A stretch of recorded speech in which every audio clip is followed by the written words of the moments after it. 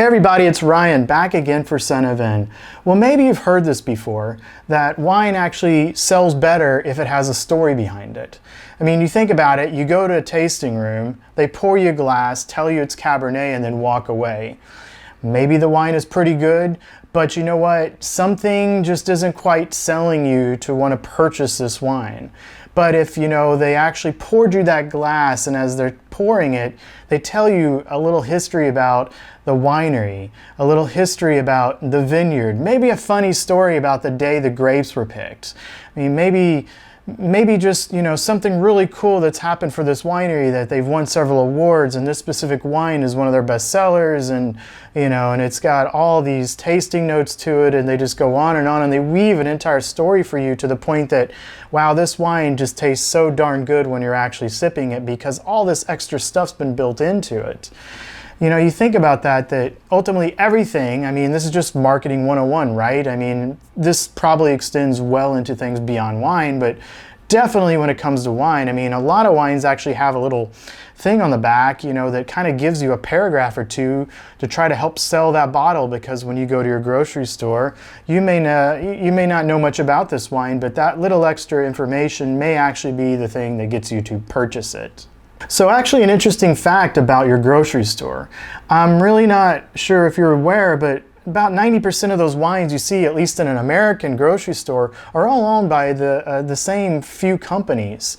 You see a bunch of different labels, a bunch of different names, and from all over the world, but ultimately about a handful of companies all own those wines.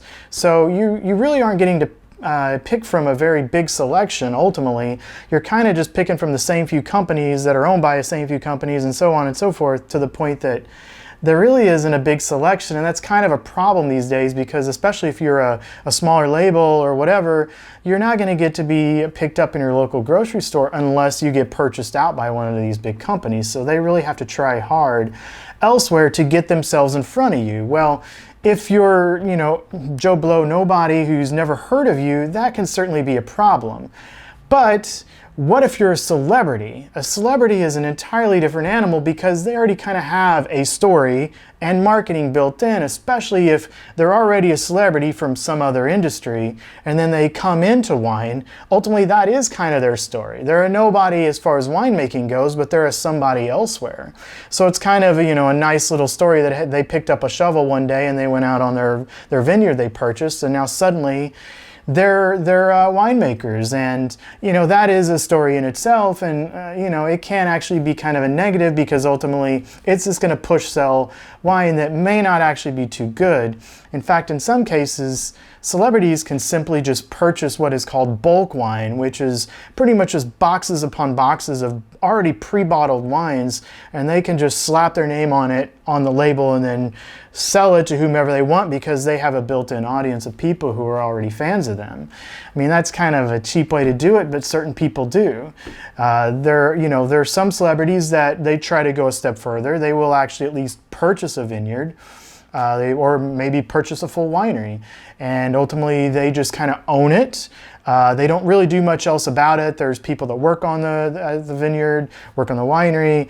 They handle it all. It's really just their name attached to it as the owner of it. And in fact, it's probably easier to say there's probably fewer celebrities who don't own wineries than there are who do own wineries, because I mean, you can just look online and it's like a staggering list of hundreds upon hundreds of them that all own wine. I mean, we all kind of have that dream, at least I do, of, oh, it'd be great to own a winery and, be doing all this stuff. But, as they say in the wine business, how do you make $1 million in the wine business? You start out with $1 billion. So, it's unfortunately the truth that a lot of times wine isn't a very profitable game, but a lot of people like to get involved because there is a bit of a dream aspect to it. And back to actually the original point that, a lot of times celebrities already have a built-in audience. It's easier for them to sell people things. So ultimately wine, while it is a hard business for a lot of people, it might be a little bit easier for celebrities because they've already got the capital and they already, at least most of them, have an audience of people who are fans of them. So that's really ultimately what this tasting is about, is the different levels of how celebrities can affect wine. Maybe they own it, maybe they just promote it, whatever. All right, for starters over here, I will actually start, I'm going to start kind of at the lower end of the situations all the way up to the least, in my opinion, the better ends of the situation. And for the starters, we're actually going to go with 19 Crimes, Cali Rosé. And 19 Crimes is actually owned by, what I said earlier, one of those huge wine conglomerates. So this wine is available in your grocery store, at least a lot of them out here. The point of it is that 19 Crimes is a huge label. They are owned by Treasury Wine Estates. They're like one of the top 5 wine conglomerates in the world. I think E&J Gallo is the largest. But Treasury Wine Estates, which is actually at one time was like half owned by Foster's Beer, their Australian company. But I believe they've separated back out again into 2 separate entities. But this is Cali Rosé by 19 Crimes, as you can see on the label cam. And it is, you know, it's got Snoop Dogg on it. That's why it's called Cali Rosé. You know, it's getting a lot of press. I mean, you know, 19 Crimes is well known for putting a lot of prisoners on their labels, and, you know, some of them are kind of interactive with your phones and what have you. But, you know, fact is Snoop Dogg has had a past of, you know, some bad stuff. So I don't know. Is it a good thing, a bad thing? That's not really the point of this. It's just more of, look, we've got a celebrity promoting a wine. He had absolutely zero to do with making this wine. He's simply been he's been paid probably to put his face on this bottle, and they're trying to promote it. I mean, maybe he at least got to choose, hey, I want to be a rosé and maybe call it Cali Rosé, but no idea. I mean, simply put, it's, you know, kind of a mid to low end rosé. I guess. I haven't opened these yet. We will open them, but, you know, it is just a regular supermarket wine. But I did want to show you kind of how celebrities can simply put their faces on something and now they are involved in wine. For the next bottle, we actually have another rosé. This is from Chateau Miraval. Maybe some of you have heard of it due to who is the owners of it. Let's look at the label cam. Label cam. And, you know, Miraval is kind of a hot topic these days. It's Provence, France. And this is jointly owned with Angelina Jolie and Brad Pitt. They're going through messy divorce, blah, blah, blah. And I guess recently Angelina Jolie is trying to get, like, I guess their assets are locked. So she wants to get them unlocked so she can basically sell this so she doesn't have to be part of the business with her ex-husband anymore. But this is another example.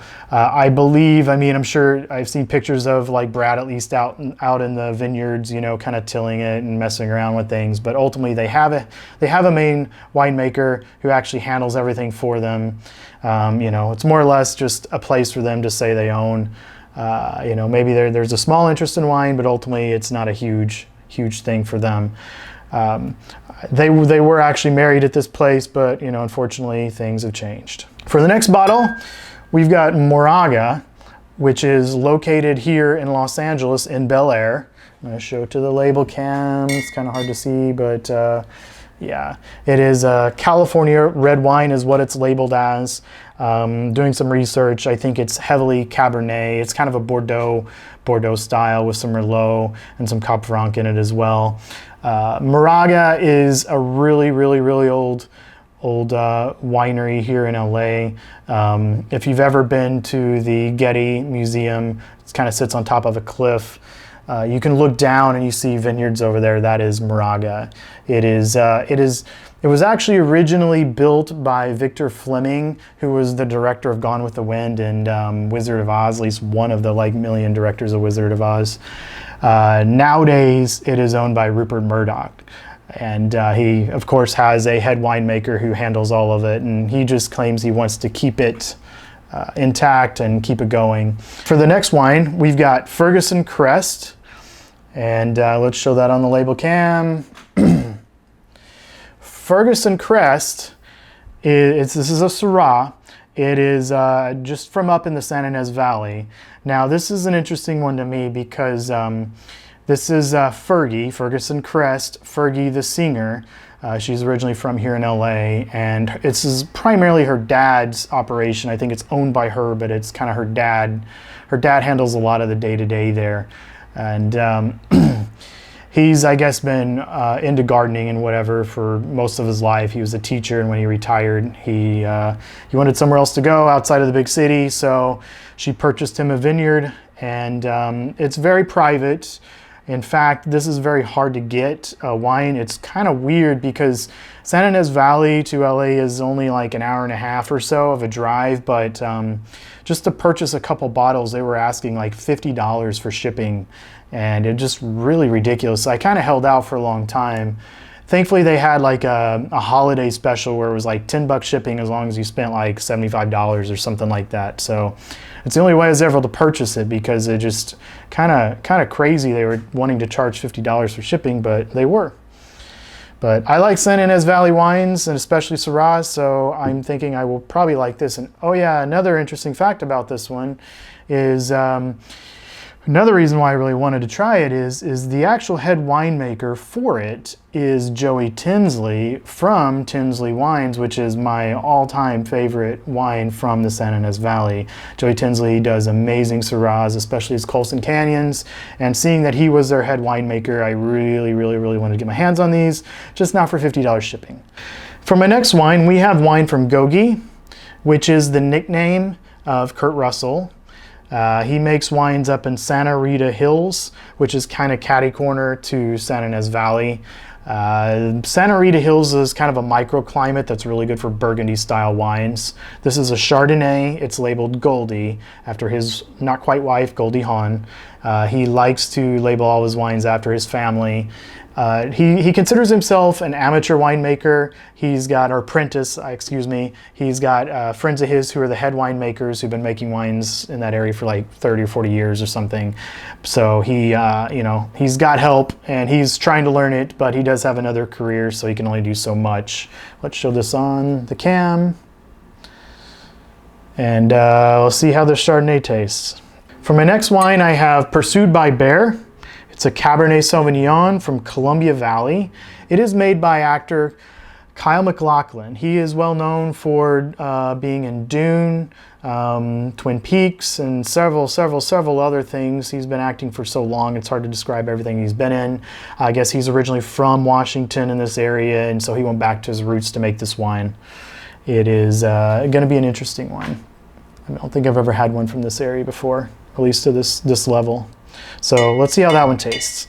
And for my last wine, I have wine from Caduceus out of Arizona.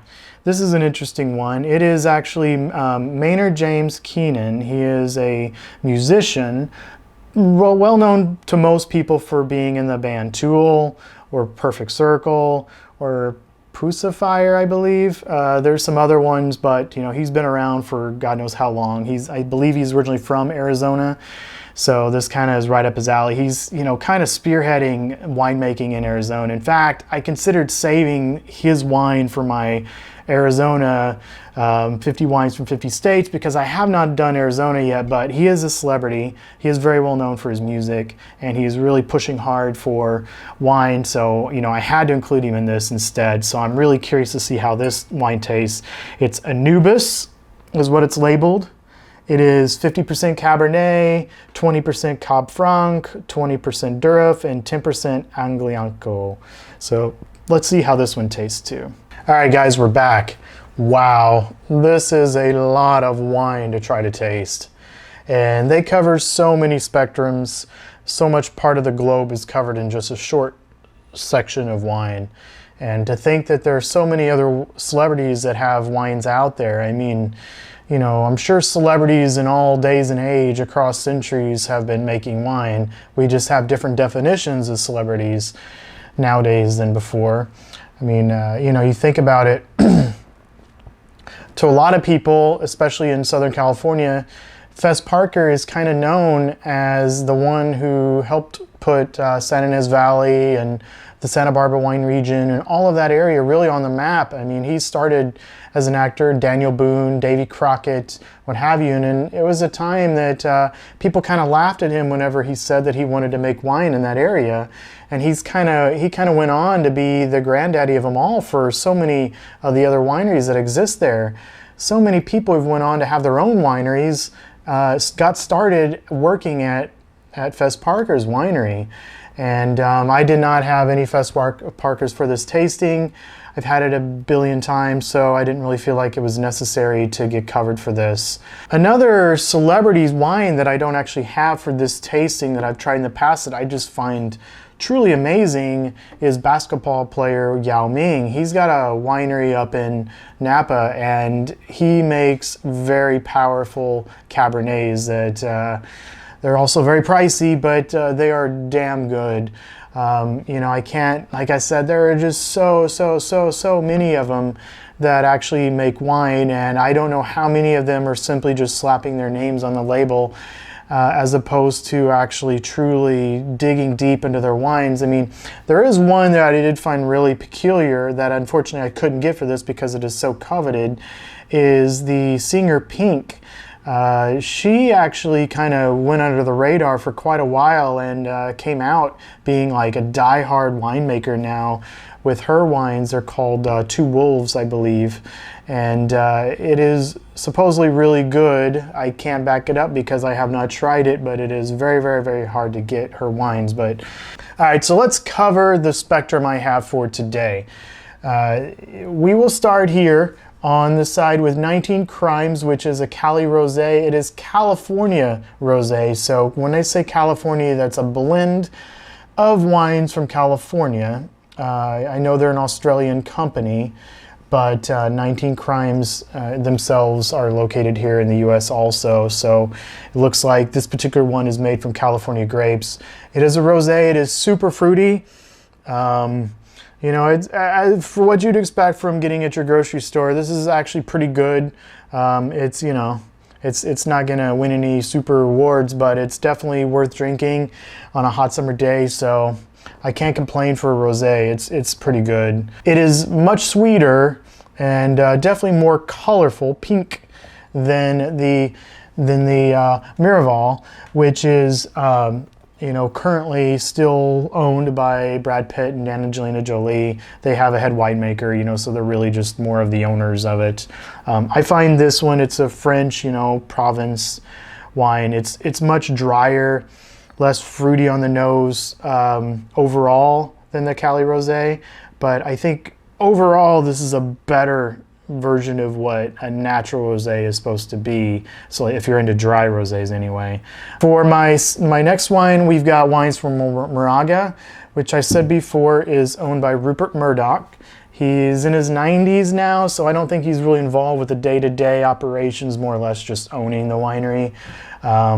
It is actually a really good wine. I'm actually kind of surprised. I mean, I shouldn't be because I live here in LA, but I think people underestimate quality of wines that can be made in this part of the country, but it really does compete with like some of the upper echelon Bordeaux's because that is the style they're going for. It has a nice, good mix. There's a lot of tannin, a nice amount, like maybe a medium to mild amount of acids. A lot of different fruits on the nose. I'm going to go with more of a raspberry-ish, strawberry feel to it, but I think overall this is just a nice finish. Everything about this wine is pretty solid. So I will say it's definitely one of my favorites here today. And for my next wine, I have Ferguson Crest, which I said before is owned by Stacey Ferguson, Fergie as she's known, member of Black Eyed Peas, which I think primarily it's her father who handles the business, while she's probably focusing more on music and what have you. But I love their winemaker, Joey Tinsley. I love his other wines from his own label, Tinsley Wines. So I was curious to see how this one would taste.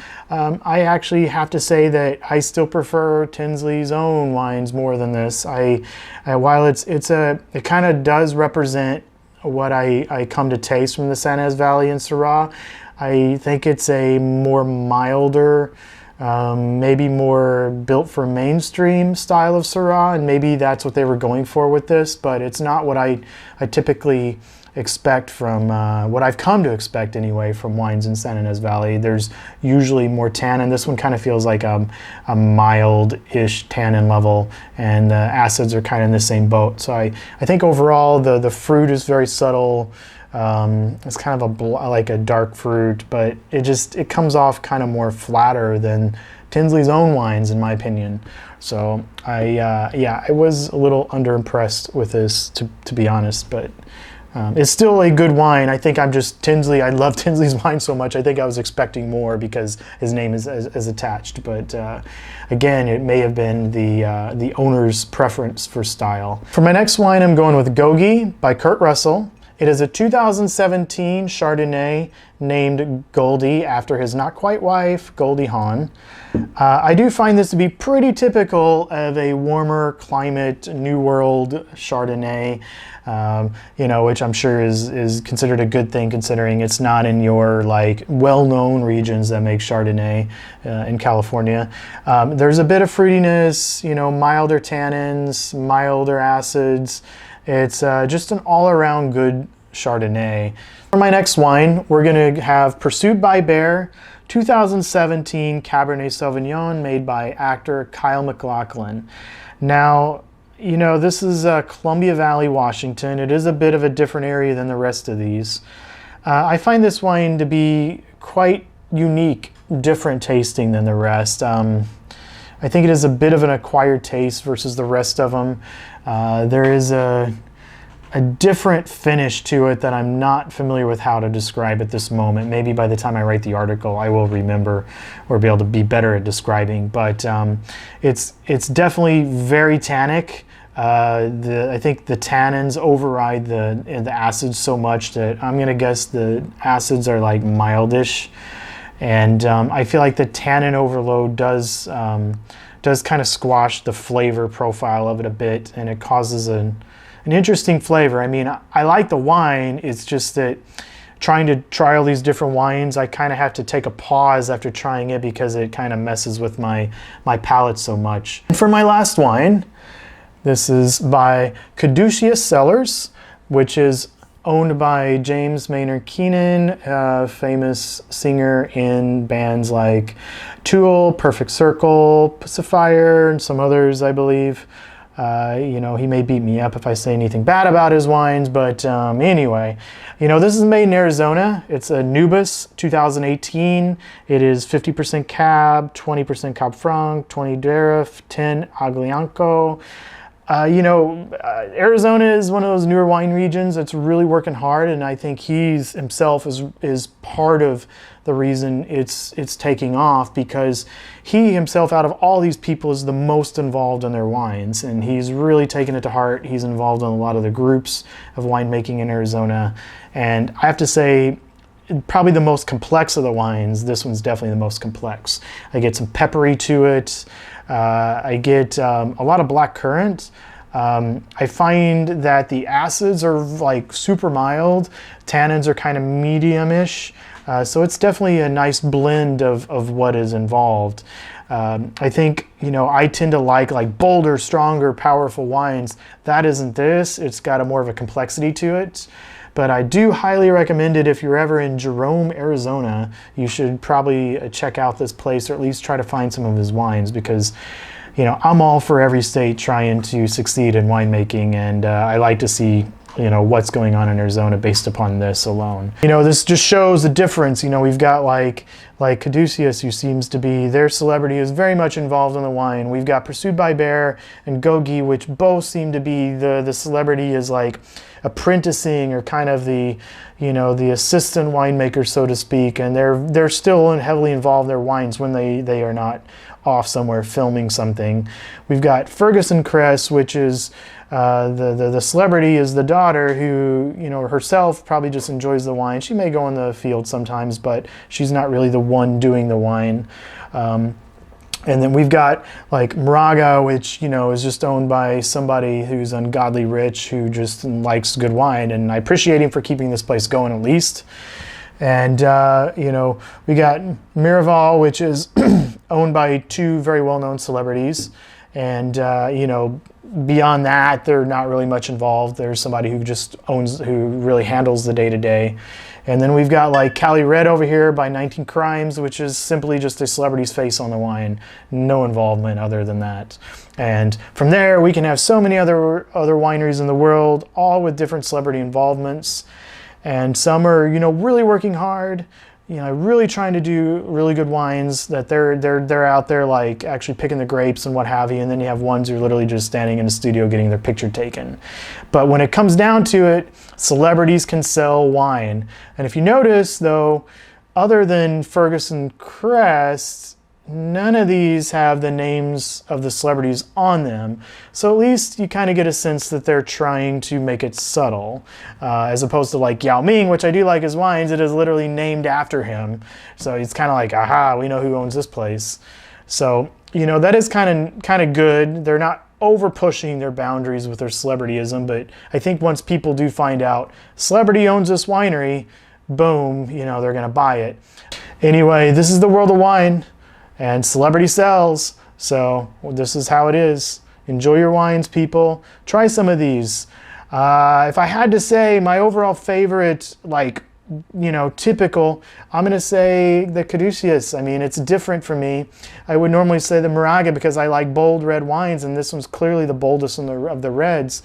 But I think Caduceus is the most like unique and different. So. Anyway, guys, I hope you've learned something if you stuck around with me this long. Please subscribe, please comment, let me know if there's anything I can do to improve, and I will talk to you later. Take care, bye.